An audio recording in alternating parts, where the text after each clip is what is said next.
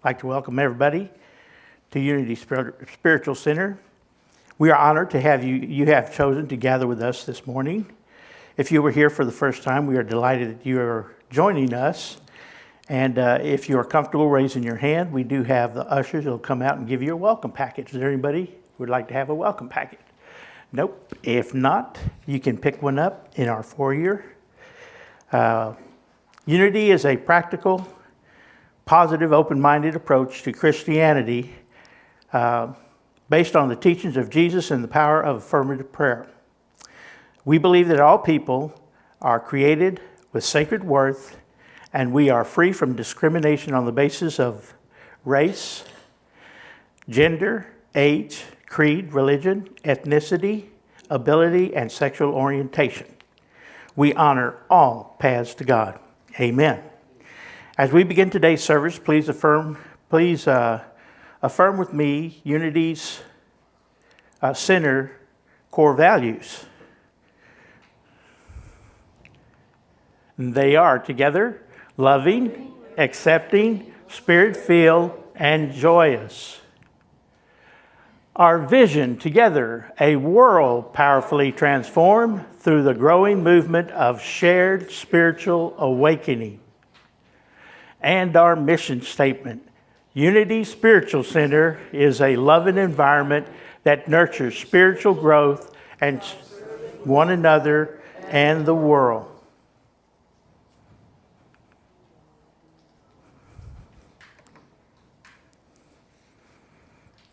As we begin the service, please mute your cell phones to ensure that they do not disrupt the service.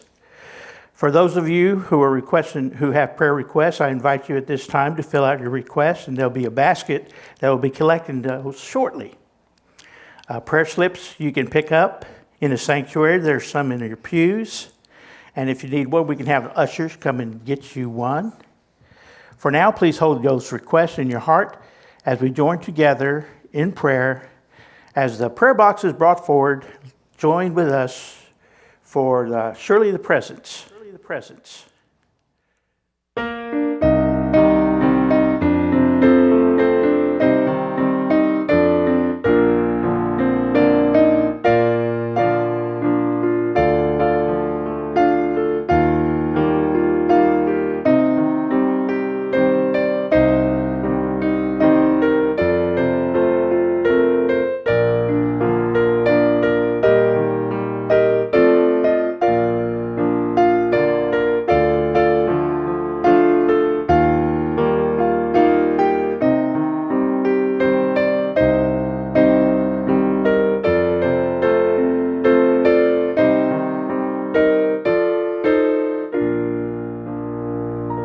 We open the service by lighting the Christ candle, which symbolizes the divinity within each of us.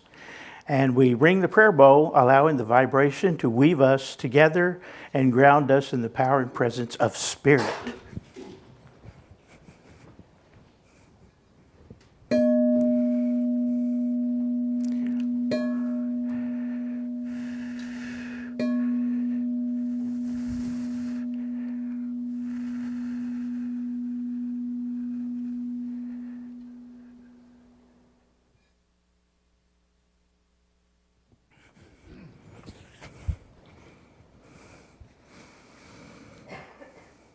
Let's take this moment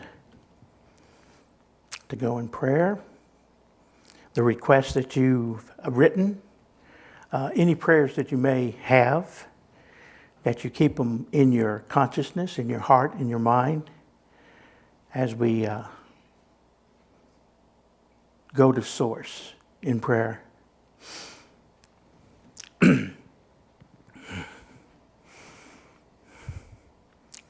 Father, Mother, God, again, we thank you for the opportunity to be able to acknowledge prayer, answered prayer, and to just be in that presence of answered prayer. We have all prayed for various things in our lives, for our health, for our finances, for our families, for our loved ones, for circumstances and situations that go on in this community, this country, this world. And we truly believe that by standing in the presence of answered prayer, we feel a sense of gratitude, which becomes a fuel, which gives rise, which manifests each and every request if we just live in answered prayer. Each individual here that's a part of this church family, the prayers that we've had answered in this community. Many times we don't know exactly what to pray for, but we know that outcomes will come to pass that will allow us and connect us to a truth that's beyond our imagination. We thank you for being a part of this family, for the presence of spirit, of light and love in this sanctuary, and that you open our minds and our hearts to the words that will be spoken, that they may stir us, fill us, and enlarge our hearts to do the necessary things that need to be done in our lives, our community, and the world. We are grateful. Thank you, God. Amen and amen. Daily Word.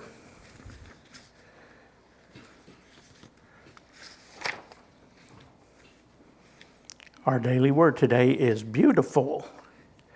The world becomes beautiful when I find God in it. When I am fully present to life, I find beauty everywhere. Looking up at shimmering stars, walking through a field of magnolias, or sitting by the ocean, I rejoice in the beauty of nature. It truly is a wonderful world. The beauty that delights my senses also lives in me. The presence of God does not just surround me, it is within me also. My divine gifts alone, with my talents and unique abilities, make me a beautiful and intricate part of the world. When I live into the fullness of my divinity, the expression of my humanity is simply beautiful. I am a radiant spiritual being, an individual of divine purpose. I honor the presence of God within myself and all others. We are beautiful.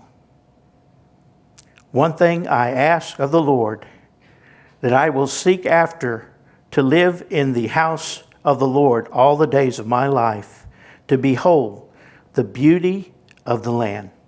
Psalms 27:4. And now we're going to have our special music. Angela.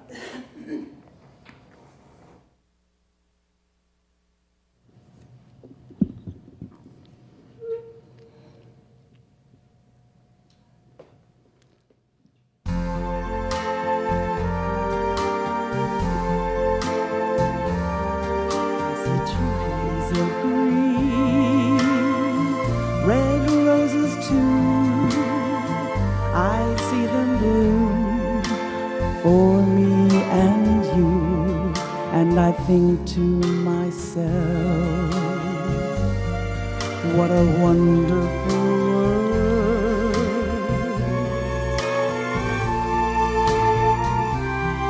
I see skies of blue and clouds of white, bright summer days and blessed nights, and I think to myself,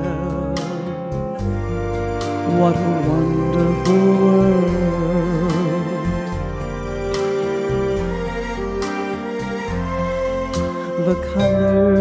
of the rainbow, so pretty in the sky, are also on the faces of people passing by. I see friends shaking hands, saying, how do you do? They're also saying, I love you. I hear babies cry, and I watch them grow. They'll learn much more than I'll ever know. And I think to myself, what a wonderful world. Yes, I think to myself, what a wonderful world.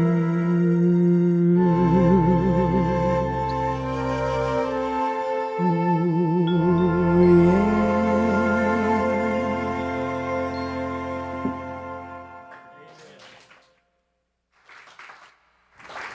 Thank you, Angela. That was so beautiful. Well, it's just amazing how this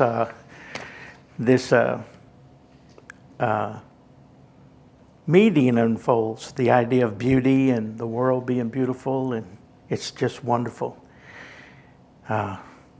Okay, introduction. I'd like to introduce you to our very own Eleanor Carty. She was born in Brooklyn, New York. She's educated in psychology. She served humanity in various capacities: management, coordinator, counselor, teacher, author, spiritual leader, and also an amazing minister. We are so blessed to have Rev Eleanor and also Art, who have served with us for quite some time now. And I remember back during COVID, she was up here and she had weekly services that she did that was Zoomed. And she has done so much for our church family. And we love her and never cease to amaze me. We appreciate you so much. And so I give you Reverend Eleanor.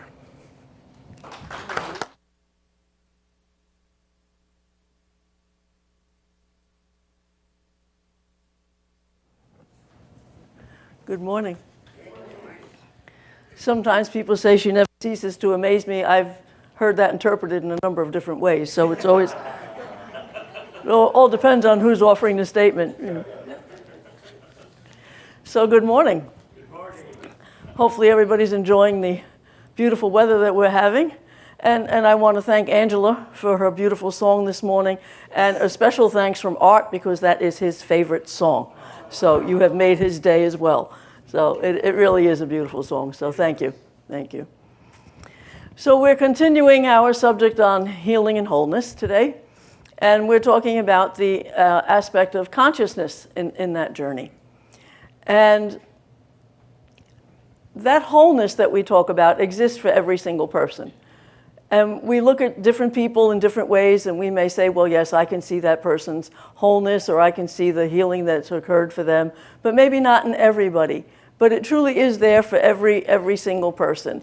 And Thomas Merton wrote and said, there is in all visible things a hidden wholeness, because sometimes that wholeness is not always obvious, but it is always there. And it's a matter of awareness. Conscious awareness of that existing for each and every one of us. That wholeness is the truth of our being. There is actually nothing to be healed.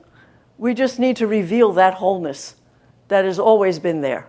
That somehow or another, over the years, over a lifetime, different complications, things we've experienced, that wholeness kind of gets forgotten, or it may get hidden, buried under issues, hurt feelings, different things that we've experienced, and we forget the truth of that wholeness, the truth of our being. In 1 Corinthians 3:16, it says, do you not know that you are God's temple and that God's Spirit dwells in you? You already have in you, just waiting to be recognized, that perfection and that wholeness. It's already all there. And actually the word health, the root word actually means whole. So to be healthy or whole is to be integrated and at peace within ourselves, so that we don't reject parts of ourselves, we accept every part, which is sometimes not the experience of many people. Sometimes we've had interactions with others that made us think, well, this part of me is acceptable, but not so much that part over there. And I know that there are people that would look at me and say, well, she's a minister. Oh, yes, I can see that because she does this. And then they might experience a different part of my personality and say, she's a minister? She made that joke and she's a minister?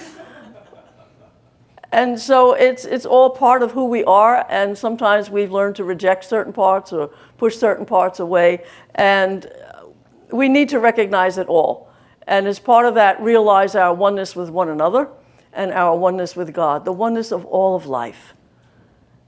And that kind of experience for most of us doesn't happen overnight. Once we've reached a certain time in our lives, we've had so many things to complicate things and interfere with our view of life and our view of people that we don't always see that too readily. So it's helpful, I think, to be reminded of it once in a while, to recall that and go within ourselves and really contemplate what that means to us. Healing isn't just a physical transformation. It's about healing the entire person. It's body, mind, and spirit. And it has a lot to do with spiritual transformation. Because as we deal with one aspect of ourselves, every aspect gets impacted. And we can talk a little bit about that too. This healing that we're referring to is a process. It's an ongoing experience.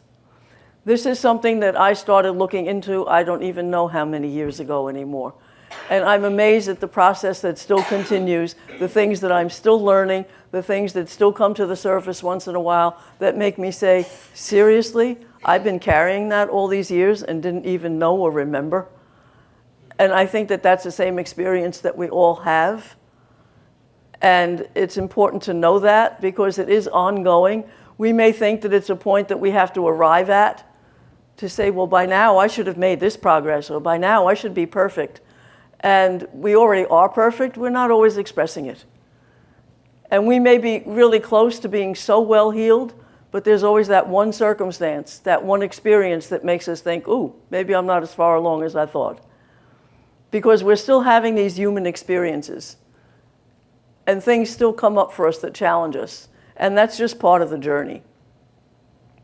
A long time ago when I was starting to get interested in this, and I was still working on Wall Street and going to school trying to get my bachelor's, and I would hear about these different people in New York that were doing different types of things on healing. And it always fascinated me. And there were so many people out there. Some, I think, were probably more naturally better at it than others, in my opinion, at the time. And I wanted to meet some of them. I was very fortunate to have things come up, events, when I was in New York, like if any of you are familiar with Louise Hay, who wrote a lot of books on healing. I went to one of her workshops one time. And Bernie Siegel, who wrote Love, Medicine, and Miracles, a doctor, I had been able to go to some of his trainings in New York at the time. There were a variety of different things, and I just couldn't get enough of them. Every time I heard about somebody that had a really good reputation or they were well known, I really tried to get involved in different things to understand how all this works. And I remember one time somebody I was working with in the office had said that she was seeing a therapist, and this therapist was into healing on all levels. She had a very spiritual background. In fact, she was very involved in Buddhism at the time. And I had heard good things about this lady, but I had never met her and didn't know her. And didn't really know her name. So I asked this lady in the office, this was an example of divine order for me. I asked this lady, I said, I'd really like to meet this person. In fact, I'd like to make appointments with her and see how this whole process works when people go into counseling and therapy, so that if I do this, I'll know what I can expect from people, what the experience is like, and if I've worked on my own issues, I'll be able to help other people deal with theirs. So I really wanted to meet this lady. So I mentioned it to a coworker who apparently was already involved with this woman, and she never got back to me with the contact information. And the next time I saw her, I mentioned it again, and nothing. And this happened like 3 times. And I thought, for some reason, she doesn't want me to know this person. I don't know what the reason is, or she's just very forgetful. So I had a conversation with another coworker, and I said, it's funny, I asked this person for the information 3 times now, and she never gets back to me. And she said, oh, no problem. She said, I know who that woman is. She said, I can give you the contact information right now. And so I met this lady, and she was doing therapy, and I did work with her for a while and had different sessions with her to find out how that process works. And she was also involved in different kinds of more subtle aspects of healing. And so one day I got involved in something that she was teaching, and I was amazed because, again, we underestimate ourselves. We don't think that what the teacher is talking about is necessarily something that we're going to have in us or experience. She had this workshop where we would pair off with one another as the students, the participants, and get a feeling of whether or not you could sense energy in another person. Just with kind of like a laying on of hands kind of thing, if you will, where you could sense the energy and send that part of the person love and kind energy and positive energy. And so we had this as an exercise in this class. And I thought, okay, I was paired up with another student, and I thought, but I'm sure I'm not going to feel anything. I'm just not that sensitive that I'm going to know what's going on here. But I'll go through the exercise and see what it's like and see what the other person says. And so as we took turns, this person was lying down in front of me, and we prayed in ahead of time, and we meditated. We did a brief meditation. We got very centered, and then we said, okay, now we'll proceed. And this person would lie down, and we would have our hands about 6 inches above their body and start at the top of the head and slowly go all the way down to the person's feet.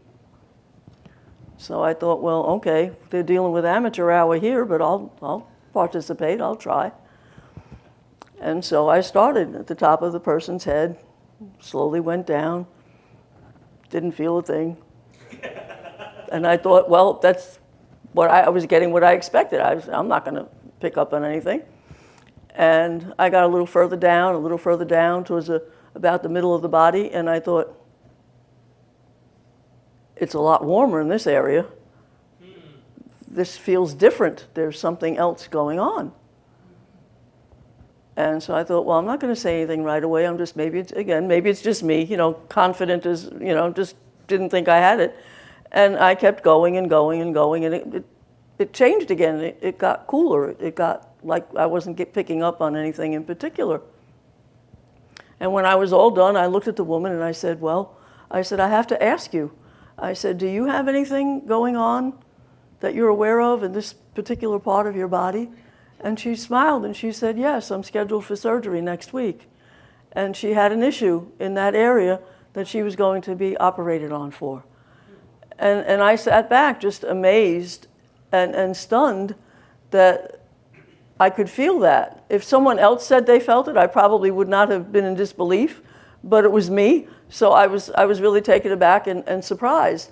But it made me realize that you can feel the energy that people are giving off, and people can feel ours, whether they're consciously aware of it or not. We're picking up on each other's energy. And I've had experiences since then that taught me how that is possible, to the extent that I walked into someone's office one day who was in that line of work, and I was there for a different reason, and when I walked in, he stopped me in mid-sentence and said, what do you do for a living? And I told him, and he smiled, and he said, because you're surrounded by all this spiritual energy. And he had never met me.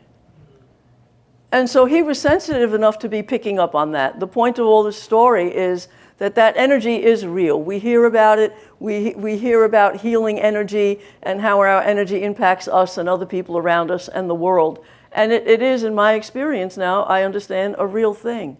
Amen. And it can change depending on what we're experiencing emotionally, intellectually, and spiritually. So it is indeed a process, and it is ongoing. As many years as I've been doing this, I'm amazed at how much more there is to learn and how much more I pick up just on myself as one person. let alone the complications of how many more energies in the world. So it is a continual process, and it involves looking at past experiences, how we deal with things emotionally, how we deal with things mentally. We know that if we maintain a positive mental attitude, it impacts our feelings. If I let myself go mentally into a negative state, emotionally, that's not going to be a positive thing for me. It's not going to be a blessing. And we can integrate all of who we are, physically, mentally, emotionally. We know from personal experience, if we're feeling fear, if you stop and think about it, are you feeling it somewhere in your body? Are there body parts that start to get tense? Are there reactions we might have? If we're feeling angry, isn't it the same thing? Our bodies react. How many people have gotten angry or upset about something and had a headache within 5 minutes? You go for a walk, or you pray, or you do something else, and the energy changes, and maybe you can get rid of that headache and you can calm down. Or you can process, what am I so angry about? What am I so fearful of? And it's important that people learn more of this awareness. And unfortunately, there isn't enough of it going around to teach us. And we're not going to hear this on the breaking news in the evening. And we're not going to hear it in a lot of places. But that doesn't mean it doesn't exist and that we can't learn it and adapt it to our own practices. Jesus understood the meaning of wholeness. When they talked about Jesus healing the blind, the crippled, the hemorrhaging, those who were dead, the blind weren't seeing a greater truth. The crippled were unable to make the choices to move forward. Those that were experiencing the bleeding, that's a draining of energy. How many of us fall into a state of despair and feel like we're just dead to the world? We don't care anymore about what's going on around us. And people that don't feel that they can make a difference, that deadening, all of this is symbolized in those stories. In Unity, Martha Smock was an author, and she wrote that we are meant for life and wholeness. Everything in us moves us towards healing. So in my view and my experience, everything that happens to us in our life, everything we hear and see, can bring us closer to healing. It's there for a purpose. Whether it's something that annoys us, if it's pushing a button, why is it annoying me? If it's making me cry, why do I get upset over that? If it's making me want to run away and hide or lash out at somebody, why? We need to be able to take the time to look within and understand where our stuff is coming from. Because there's too much lack of awareness, and all those things do settle in our physical bodies. Whether it's the spiritual energy we're giving off, or a part that has become unhealthy. And when we block that flow of life with negativity, it does impact our bodies. And if we can increase the awareness and allow that life to flow more readily, those blocks to the energy can help our healing. And too often we don't realize the connection between those emotions and thoughts and our physical health. We push things away, we shut down, whatever it may be, or we just think, oh, that stuff doesn't bother me. Other people get upset about that, not me. And I remember stories always come back to me when I do these messages. There was a woman a long time ago, I actually studied hypnosis along with a lot of the other things that I looked at and got certified. And so this woman came in and she said she wanted a session for hypnosis. And I would always ask why and what it was for, because very often I found that the people who just wanted hypnosis to change their thinking without dealing with the emotional stuff were missing out on an important part of the picture.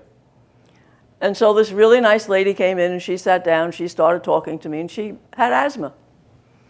And she said, I've had it for years.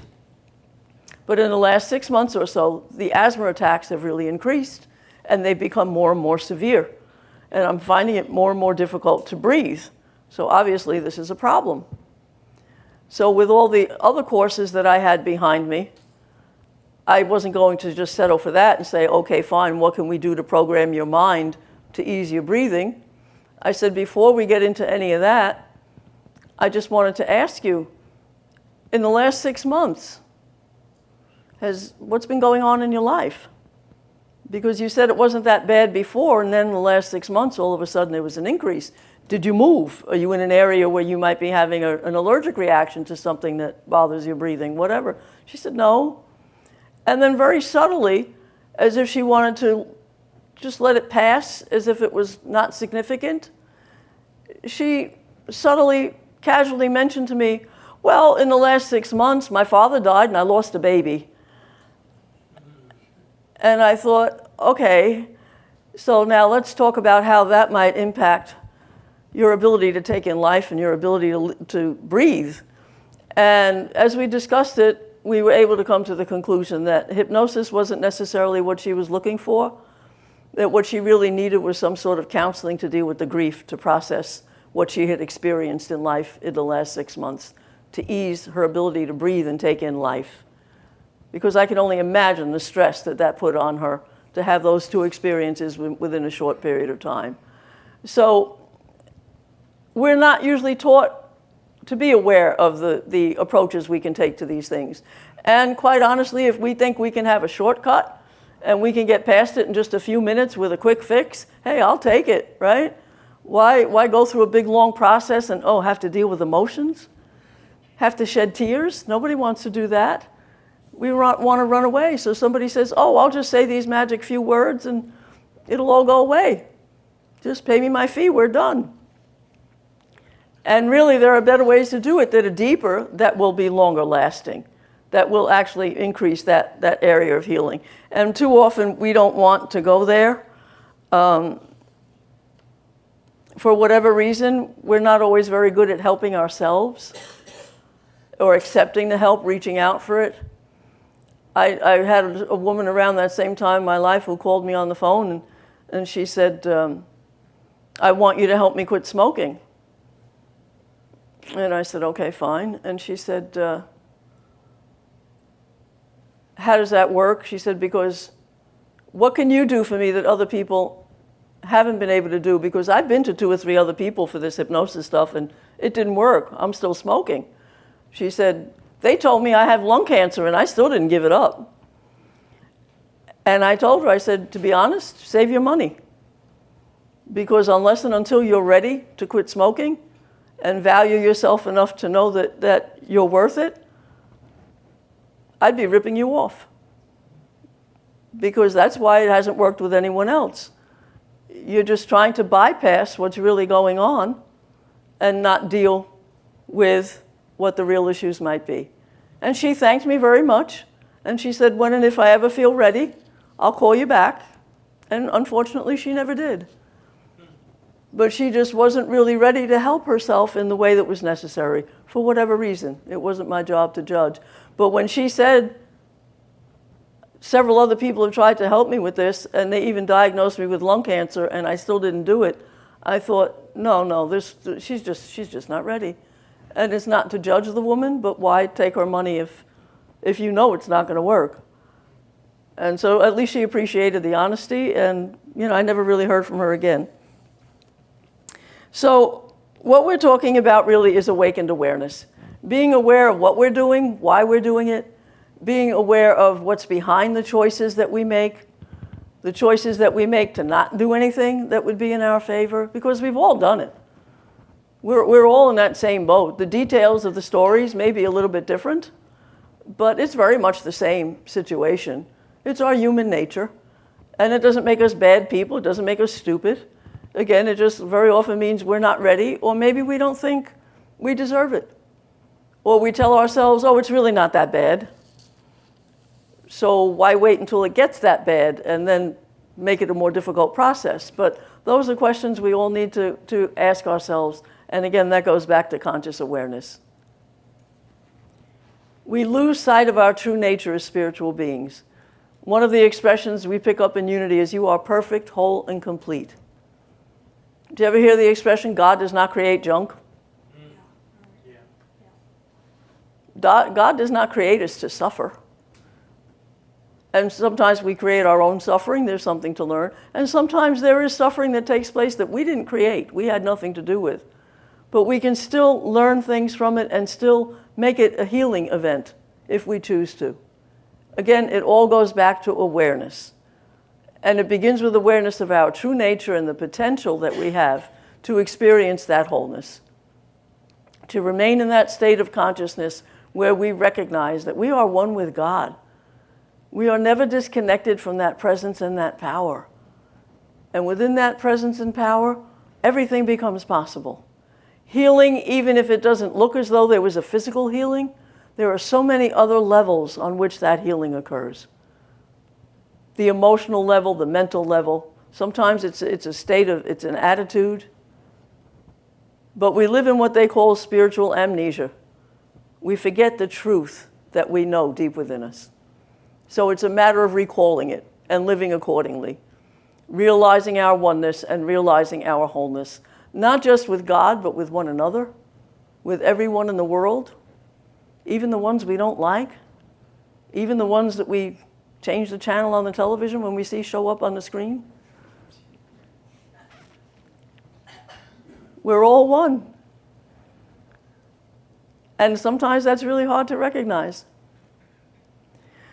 They say that tremendous positive change would occur in this world if people were to experience just 5% change in consciousness.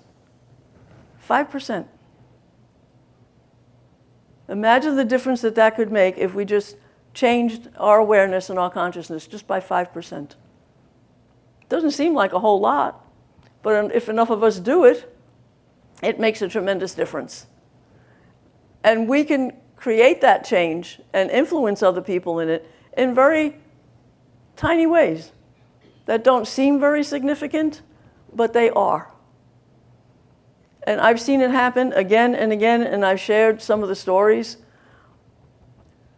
It can begin with something as simple as what we think is just a simple gesture of kindness, or just acknowledging someone that usually gets ignored and saying hello, letting them know that they are seen and that they do exist. Just simple day-to-day choices that we make without even thinking twice, but it can impact someone else. Once again, I have to confess, I've been walking around my neighborhood in the morning carrying doggy treats in my pocket. They're healthy treats, they're little training treats, so anybody can have one. Yeah. And there's a neighbor of mine who has this cute little Yorkie, and his legs are about this long. I call him a purse puppy. I could put him in my purse and carry him home if he got tired. But he knows he's got this little treat coming to him. So his little 3-inch legs, when he sees me coming, he starts moving really fast, you know. And he gets his treat. And we get a kick out of it. One day he was really tired because he's getting older, and I said, oh, come on, I'll give you a lift. And I carried him halfway up the block, and his owner just looks at me and laughs and says, there's no hope for you. But she told other neighbors about that because she gets such a kick out of the way he behaves and the way we interact with one another. And then she saw me this past week, and she said, you know, I told so-and-so about you and your pocket full of doggy treats, and I'm only allowed to give him one, but it's a beginning.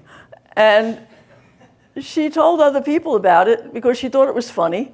And now I've got at least 2 other neighbors who are walking around the neighborhood for their morning walks carrying doggy treats in their pockets because it's contagious. And it just, how complicated is it? I just did it because I like animals. But word gets around and the idea spreads. And on a more serious note, I think I may have set something else off the other day without intending to. That same woman and I were having a conversation, and I was mentioning somehow in there the wonderful thing that we have prayer chaplains here in our church. And I said, you know, it's a very simple thing, but if they know people are challenged in some way or whatever, they call that person maybe once a month, and they'll ask them, can I pray with you about something today? And she had this look on her face like it really struck her. Like, that's a really good idea. And I would guarantee you that at some point today at her church, she's having a conversation with somebody that says, you know, I heard about this thing called prayer chaplains. And so there may be other people out there who have someone praying with them because of a simple conversation that I was just having with a neighbor because we were talking. So how many other people might experience a difference in their day just because of that simple conversation and her willingness to pass it on. If she didn't talk to other people about our conversations, it would end there. But it sparks something in her, and then she continues it from there, and who knows how many other people from that point. So that right there can be your 5%. And considering how big some of the issues are, it may not seem like a whole lot, but it adds up and it grows. And I've seen that happen again and again. I've seen people with that more limited awareness, the ones that didn't expand their understanding outside their own circle. I saw people when I was growing up that we were living in a place like New York City, and I've said this before, and there were people in the community that never left the borough of Brooklyn to go into Manhattan to see what they might be missing. They were so content to just have their little corner of the city, and that was all they were interested in and all that they knew. And it blocks us off from so much else when we don't remain open to other possibilities and other circumstances that can create healing, that can create peace. Every spiritual tradition has a method or a suggestion for expanding our consciousness, for opening our awareness. There are tools, including what I had mentioned earlier about certain forms of therapy. But there's spiritual therapy, spiritual counseling. There's prayer, there's meditation. There's going into the stillness, into the silence, and looking within ourselves, and being willing to peek a little bit below the surface, to look at some of those areas that we may not be too fond of, that we kind of resist and hesitate looking at, and going there anyway, knowing that God is there, and it's going to turn out all right. It's going to bring about that healing. We have spiritual gifts. We go into that meditation, we can hear that still small voice. Over time, it may take practice, but we can be guided by that voice into what we can do to bring about greater healing. In the gospel, we're told that there are spiritual gifts, and healing is included as one of those spiritual gifts that we all have. The world right now needs healing on so many levels, and we all know that. We're not just talking about doing a little class and saying, oh, this person is going to have surgery, I can feel the energy here, I'll pray. We're talking about a much bigger picture as well. But the same things still apply. It's being aware of the truth of our being and expressing what we really are. Recognizing it and believing it and owning it. And it really makes a tremendous difference, because who and what we really are is wonderful. And we can accept that.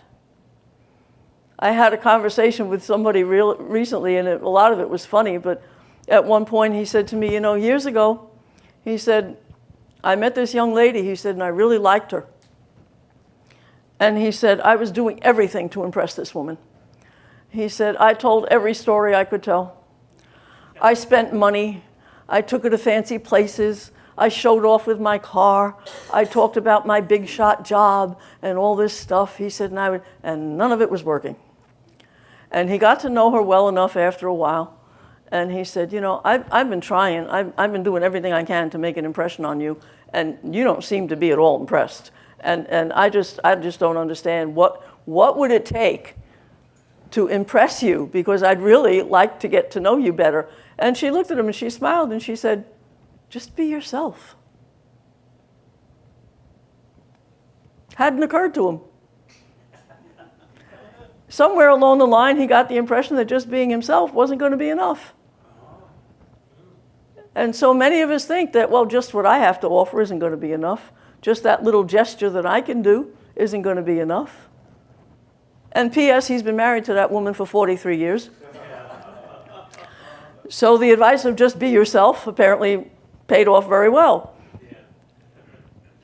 So I interact with people all the time, and I get their stories, and I get the morals of the stories, and I always feel like there's a reason why I'm receiving those stories at this point. And there's a reason why I'm interacting with people on the level that makes differences in ways that I wouldn't necessarily have expected.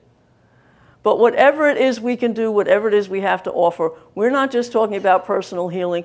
These days especially, we're talking about the world that needs healing. Call it one heart at a time, one mind at a time. The world needs healing, and we all make a difference.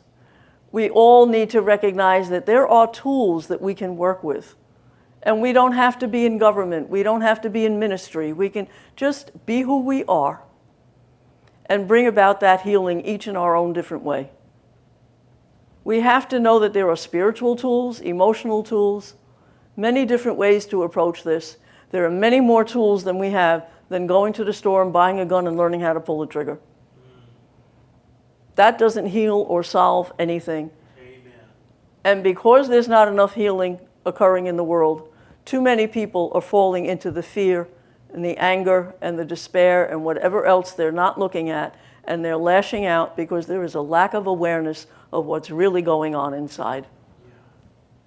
And so if that's all I think I have, is punching somebody out or firing a weapon, and I'm that upset inside and I don't have that spiritual base to go to, that understanding of who and what I am, then I'm going to do something more outrageous. Because otherwise, I don't think anybody's going to hear me or notice or pay attention. And it shouldn't be that way. It doesn't have to be that way. And so when we're looking at healing, again, a lot of times we focus on that physical healing, but it's much more than that. It's much deeper than that. And we know that healing in one way or another, it's needed everywhere in one form or another, and it's necessary everywhere at this point. So whatever little things we can do, and of course prayer that holds that intention and sees that as being possible, because again, one of my favorite scriptures has always been, with God all things are possible. And if that wasn't true, I wouldn't be standing here today.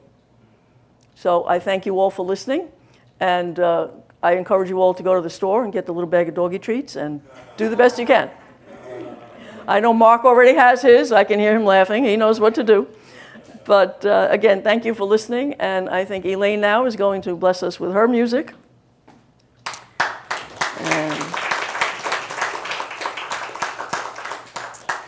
And we'll join our voices to sing our thoughts or prayers.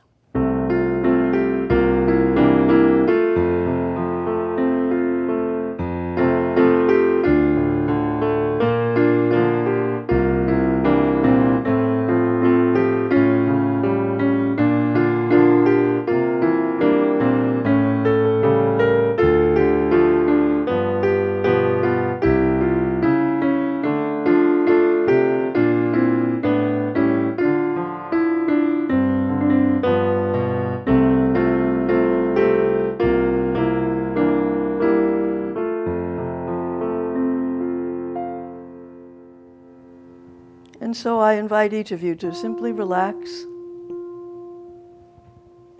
become comfortable and aware of your breathing,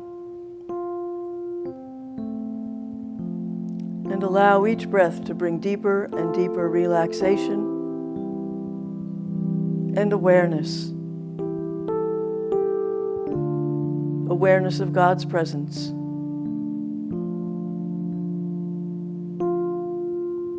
During this time, we enter the innermost place of calm and peace. The inner sanctuary where we rest in God's loving presence. The place where we realize our oneness with God and with all that exists.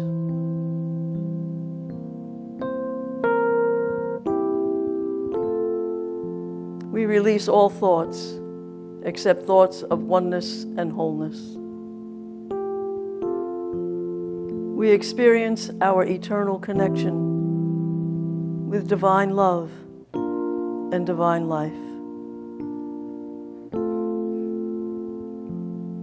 We empty our minds and our hearts of all concerns and allow God's wisdom to inspire us and guide us with each step we take and every choice we make on our journey to healing.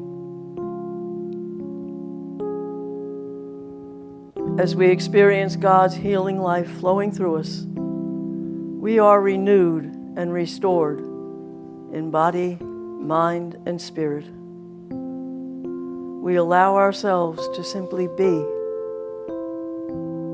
to be who we truly are, and to rest in God's presence. we give thanks for the many ways in which God touches and blesses our lives. Within our minds and hearts, every day we choose to affirm, I choose life, I choose healing. I choose to accept God's invitation to the experience of a true life of abundance. And so it is. Thank you, God. Amen.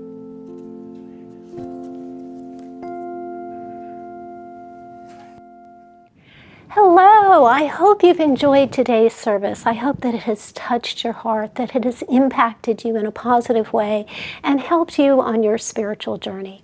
I want to let you know that this center is fully supported by the generous donations of people that resonate with our message. So I hope you will consider giving by going online and giving a gift and helping us to continue this message. Thank you and God bless. On our announcements, fellowship four-year treats. Our fellowship four-year fellowship is once a month, second Sunday, and if you'd like to be a part of that, we do have a sign-up sheet in our foyer. The Explorers groups, we are studying the book of Discovering the Power Within You by Eric Butterworth, a wonderful class, and we're just about done. We'll be doing a new book here very soon, so you're welcome to join us at 9:30. Next Sunday, again, to continue the series, Rev Eleanor is doing a 4-part series on the journey of healing and wholeness with her third message in the series, Do You Want to Be Healed? And we invite you to join us again next Sunday. Thanks goes to our Sanctuary Flowers donation by the Springfield Meditation Circle. A summer turns to autumn.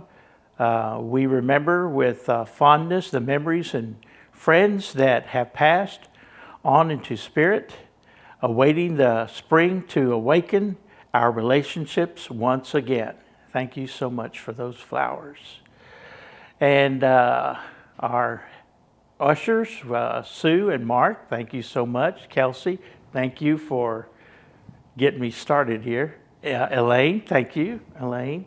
The special music by Angela, and your platform, Domingo Orozco. And we like to thank our wonderful guest speaker, our very own Rev Eleanor.